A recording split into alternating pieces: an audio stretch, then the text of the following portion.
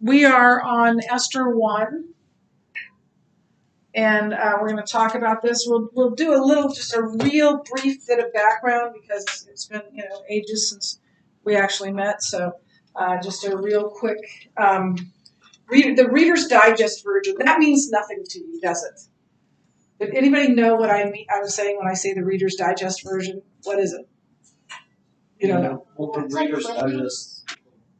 Right, yeah. The Reader's Digest was this book that had excerpts of books or of stories, that were abridged. And so the Reader's Digest version stood for something shorter than normal, a story that was shortened.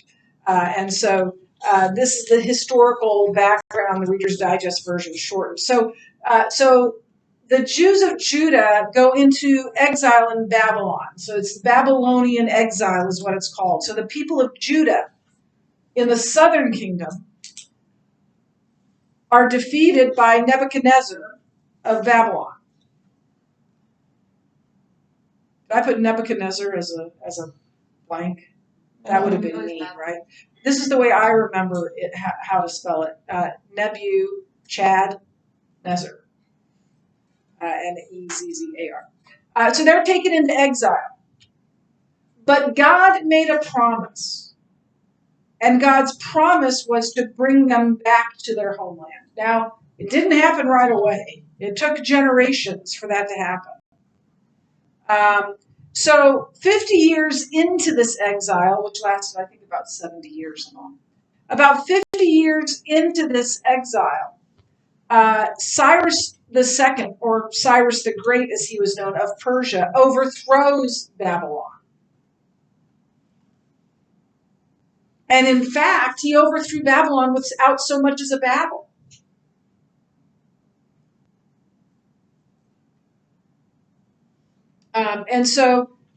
Through a pagan king, through Cyrus the Great, God fulfilled his promise for his people to go home, to their homeland, Palestine, to Israel. Cyrus allowed the Jews to return home, and he even pledged Persian resources to help rebuild the temple. He sent workers to help alongside the Jews, and he sent wood and stones and precious metals and precious rocks to rebuild the temple and to rebuild the wall around Jerusalem as well.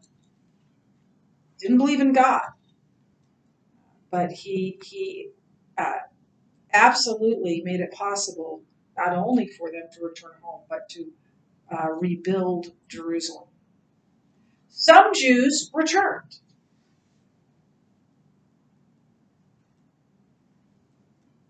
To Palestine. And we read about that in Ezra and Nehemiah. The books of Ezra and Nehemiah in the Old Testament are about that return and the rebuilding of the wall in Nehemiah and the rebuilding of the temple in Ezra. But most not. And the book of Esther is about them, about those who chose to stay in exile in now what was now the Persian Empire, not the Babylonian Empire anymore, but the Persian Empire. So here's the line of succession for Cyrus the Great. And I'm going to write this on the board. When I do something like this, my mind always harkens back to my 9th and 10th grade history teacher, Mr. Francis. Mr. Francis is no longer with us. And at the time, as an idiot 15-year-old, right? Not that all 15-year-olds are idiots, but I was. And as an idiot 15-year-old, I didn't appreciate Mr. Francis. I wish now I would have appreciated Mr. Francis. I really only remember 2 things about Mr. Francis, other than the fact that he seemed horrifically old. Probably a good 10 years younger than I am right now. But one was that he did not allow you to put your feet on a chair in front of you. Now, we had desks. So the back of the desk was, it was one of those, the desks have the table attached, those awful things, right? So the back was open, and so people would put their feet up on the seat in front of them if there was nobody sitting there. And he would always tell us to take our feet off because a girl in a party frock might come sit down there, and she wouldn't want her party frock, her pretty dress, to get stained or to get dust on it from your shoes. That's one thing I remember. Hasn't helped me much in life. The other thing I remember is that he would write full lines of succession of European kingdoms without so much as consulting. Like he just knew them. And I was like, oh, boring, because I didn't know I loved history until I was lit up by my junior year.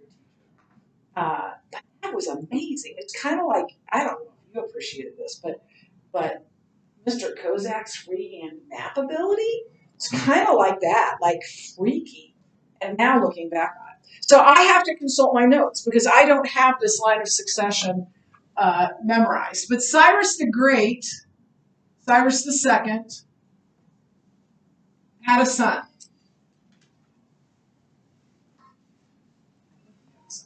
I think that was who was next. And he had a son, Cambyses.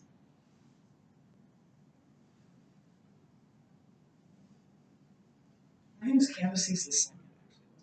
Cambyses the Second. Cyrus the Great died in battle at age 70. And he actually had already put his son on the throne before he left, because he was pretty sure it wasn't going to turn out very well for him. And so just in case he died in battle, he put Cambyses on the throne. And in fact, he did die in that battle. Now, the succession after this is murky. Murky is kind of like you can't see through, like murky waters you can't see when you put you open your eyes. It's kind of murky and kind of hard to follow at this point. And there are differing accounts of what happened. But after, and this is a technical term, after some royal wrangling, Darius the First comes to the throne. Now here's the thing about Darius the First. Darius was not the son of Cyrus or the son of Cambyses. He might have been possibly, maybe, the son-in-law of Cambyses, but he won the fight. He won the struggle for who would next sit on the throne. So under Darius, it was under Darius, and we read about Darius in the Bible, right? In the Old Testament, in the Bible, in Daniel. The rebuilding of the temple in Jerusalem went forward. So he continued the work that Cyrus started, that Cyrus allowed to begin. Isn't this interesting? Isn't it at least possible that Cambyses wouldn't have done that? Nor would any of Cyrus's other sons or grandsons? And so God brings this person who shouldn't have been in the line of succession into the line of succession, perhaps because he was the one who would allow the building to go on in Israel. Now, he had a son. Darius had a son. Xerxes, as we're going to call him, the first. And here is where our stories begin, with Xerxes, the son of Darius, possibly a relative of Cyrus, possibly a relative of Cambyses. We don't know. Maybe not. And so we begin with King Xerxes being introduced in verses 1 and 2. Now, in the days of Ahasuerus, Xerxes, remember, that's Ahasuerus. That's how it's actually spelled. And we'll talk about the name in a minute again. The Ahasuerus who actually it's Ahasuerus, who reigned in India to Ethiopia over 127 provinces, meaning the Persian Empire. In those days, when King Ahasuerus sat on his royal throne in Susa, the citadel. Now, here is the way this, the Hebrew word, and I gotta make sure I spell it right. It doesn't spell like other things, yeah. This is the the way where it says now in the days of, okay? It's this word. This is why I don't think I can learn Hebrew. I don't think I'm smart enough to do it. For years, I did not know even how to pronounce that. And so I would joke and I would say it's pronounced Wi-Fi or WKRP in Cincinnati, but that doesn't make you laugh. It makes older people laugh. That was a television show. If you go to MeTV, you probably have it there. Back in the 70s, it was about a radio station, and it was a comedy about that. But this it's actually Vayehi, by the way, which I think sounds like IBM. It's pronounced Vayehi. And so Vayehi, that word in Hebrew that is translated now in the days of, is the exact same way, exact same term that begins the books of Joshua, Judges, and Samuel. What are those books? Like what genre are they?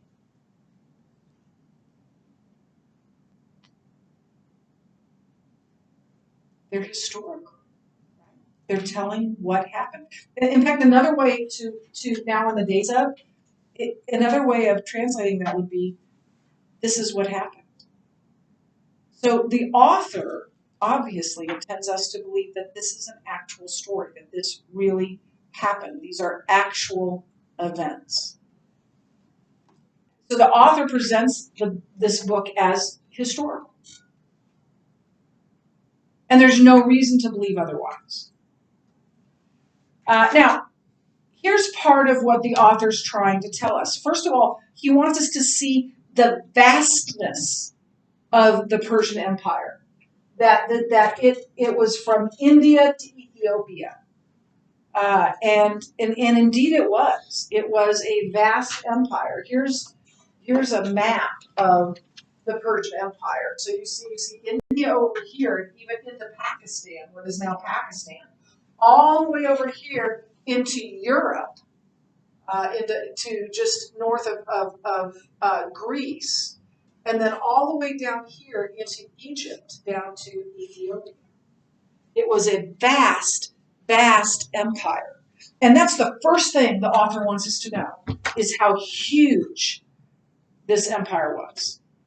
It encompassed Persia itself, like just Persia, encompassed what is now Iran. And sometimes you'll hear people say that they're Persian because they're from Iran. In fact, we had a woman help us buy a TV years ago at the National Furniture Mart, and it was when we were at war in Iraq and when things were going on in Iran. And I said, "Where are you from?" And she had beautiful henna. It was Ramadan, and she had this beautiful henna on. And she said, "I'm from Persia." She didn't want to say I'm from Iran because Americans didn't like that, right? So, so the Persia itself covered what is now Iran, but the Persian Empire at the time of Xerxes stretched from the Sudan in Africa to what is now Pakistan. A huge empire indeed. It is set in Susa. Susa is right here. So that the story is set in Susa, a capital city, one of 4 capitals actually, in the Persian Empire. And this was the winter capital. This is where Xerxes would spend his winters. So Xerxes I lived from 486 to 465 BC. Let's talk about his name. Shakespeare famously said, "What's in a name?" Well, the name Xerxes is a Greek transliteration of his Persian name, which is this. I don't think I put it up here. His Persian name is this. I'll tell you what, I'm going to have to turn this around because this is some crazy name. I will tell you what a transliteration is in just a minute, because it's not the same thing as a translation. K H S H A Y A R S H A N. Who knows? I don't know. I'm not even going to try how to pronounce that. A transliteration is different than a translation. Transliteration takes letter for letter. So you use the letter that's our letter K is the first letter of Ahasuerus's name. This is actually in transliteration of the Hebrew name. So this I don't know how to pronounce it, but we're just going to say WKRP in Cincinnati. Okay, is that good enough to say WKRP in Cincinnati? So the Hebrew transliteration. So if you take his name in Persian and transliterate it into Hebrew, it is this. I used to remember how to spell this by heart.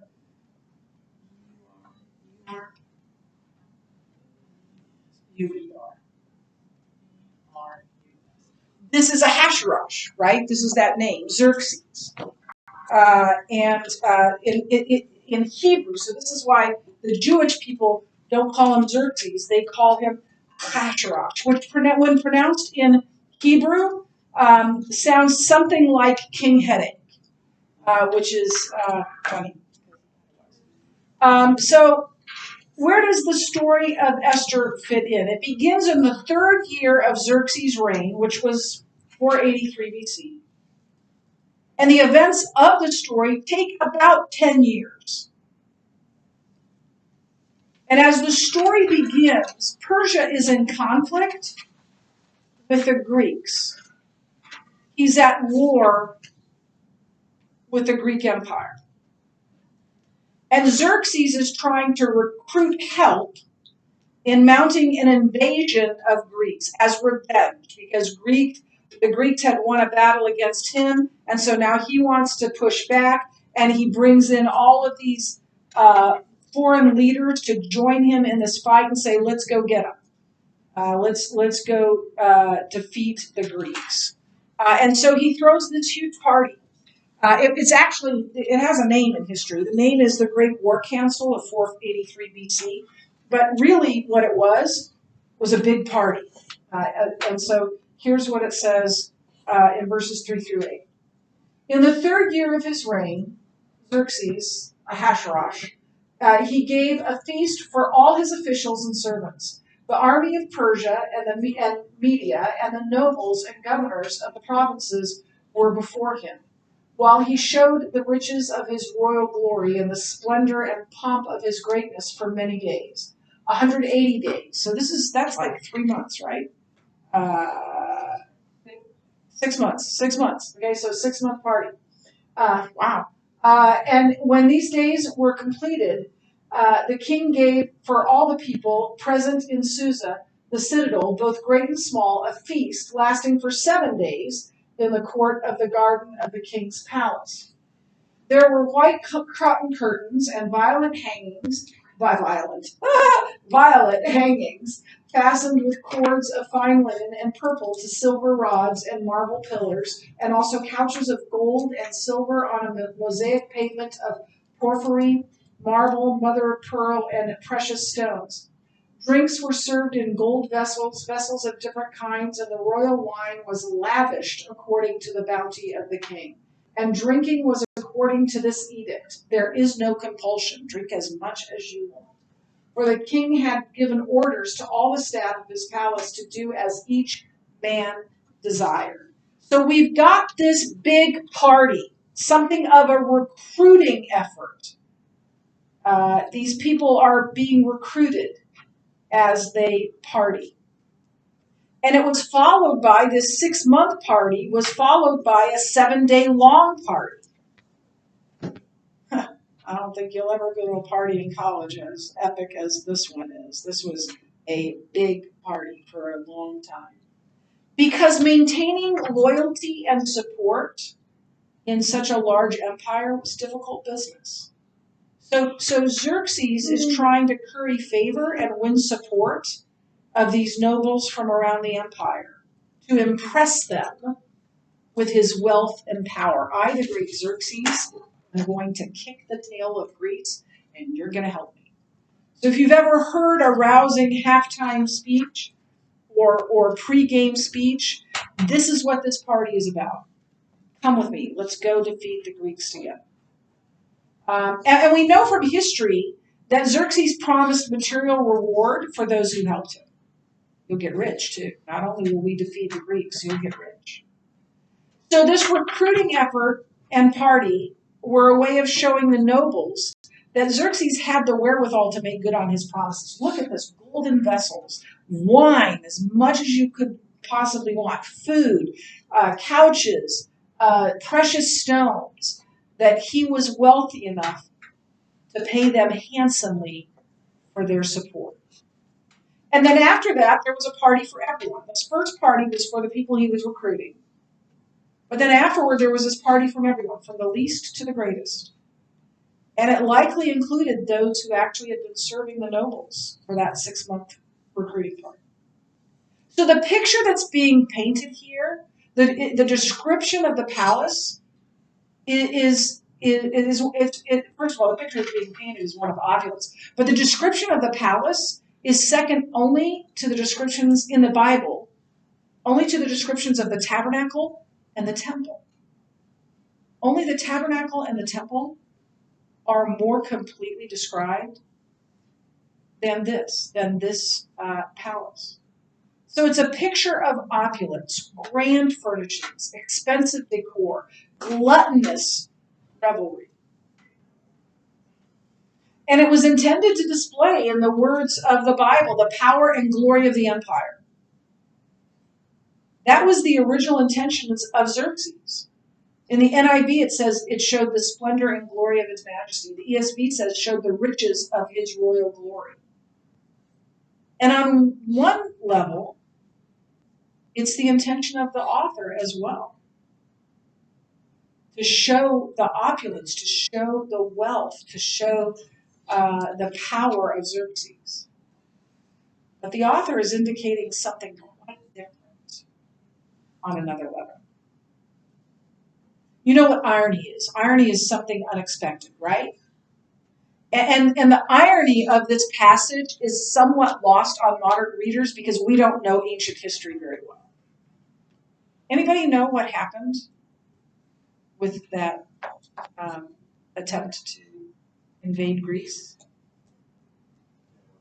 It did not work well at all. He got his tail kicked. The first readers to read this would have known that the recruiting shindig resulted in a catastrophic military failure for Xerxes. He and his army got their proverbial tails kicked by Greece. Yet, the author chose to introduce Xerxes before this stunning defeat. Why? Why is he showing us Xerxes at his height, knowing that he's going to fall? I think it's a foreshadowing of the whole story. Remember I told you a sudden change of events, a sudden turn of events is a theme. I'll remember this. Is a theme of this. This party is a foreshadowing of a reversal of destiny or a turn of events for Xerxes, which is a theme in Esther. The splendor and majesties of King Xerxes took a decided fall. And Xerxes' reversal of fortune foreshadows that of the Jews in this story, except it's a positive reversal. So that reversal or turn of events for the Jews was part of God's redemptive plan for his people. Remember, this is before Jesus. And so God is moving all of history. You know, when we read this Jesus Storybook Bible, it's showing us that God is moving all of history to redemption, to Jesus. And this is part of that. This is part of that redemption of his people, working toward that. And so because of that, because God is working his redemptive plan out for his people, it didn't matter how powerful or wealthy the Persian Empire was. Nothing and no one could ever or can ever thwart the plan and the promise of God. And I think that's the biggest lesson we take away. So enter Queen Vashti in verses 9 through 12. Queen Vashti also gave a feast for the women in the palace that belonged to King Ahasuerus. On the seventh day, when the heart of the king was merry with wine, he commanded Biztha, Harbona, Bigtha, and Agatha, Zethar, and Acarchus, the 7 eunuchs who served in the presence of King Ahasuerus, to bring Queen Vashti before the king with her royal crown, in order to show the peoples and the princes her beauty, for she was lovely to look at. But Queen Vashti refused to come at the king's command, delivered by the eunuchs. At this the king became enraged, and his anger burned within him. So there's a historical issue here, possibly, because Herodotus, who was an ancient Greek historian, has the name of Xerxes' wife as Amestris, not Vashti. So what are we to make of this? Does this mean the story isn't true? Absolutely not. There are a number of possibilities. We don't know which one is true, but there are a number of possibilities. Herodotus could have it wrong and the Bible be right. And this is a solution that most historians never mention, even though Herodotus has been proven wrong elsewhere. So it's entirely possible that Herodotus wrote down the wrong name. But perhaps Xerxes had more than one wife, and he likely did. He had a harem. And so he likely did. Herodotus may only be interested in Amestris because she was the queen mother, in other words, the mother of the heir to the throne, whose name was Artaxerxes. And so maybe he only focused on the queen mother. Vashti could be a transliteration, a Hebrew transliteration of Amestris. That's possible. Like a Hasharash for this transliteration. Finally, it's entirely possible that the author chose the name Vashti for Amestris as a literary device because it means beautiful woman. And she was indeed beautiful. So he may have given her that name. Remember I told you, like, the song Sarah, which, by the way, came up on my Pandora over the break when I was working. And I kept thinking, gosh, Janet would have been an awful song. I'm going to play that song for you someday. So any way you slice it, there's nothing in Vashti's name that disqualifies this story from being historically accurate. So here's the situation. It tells us that the people were, I didn't want to do that. It tells us that the people attending the party were in high spirits. A loose translation of the Hebrew is they were drunk as skunks. This was definitely a drunken party. And all of a sudden, Xerxes gets an idea. I know, I'll parade my beautiful wife around for my drunken buddies. Bad idea. Bad idea. I think everyone in this room knows that is not a good idea. So he calls for Vashti to come be paraded around for his buddies that he's recruiting. And he sends 7 eunuchs to get her. What a eunuch? Okay, good. I just want to express my sympathy for these poor guys. If you don't know what a eunuch is, you can ask me sometime. And we think drug testing is invasive as a part of a job environment. No, this was worse. And they had to become eunuchs because they were working with his women.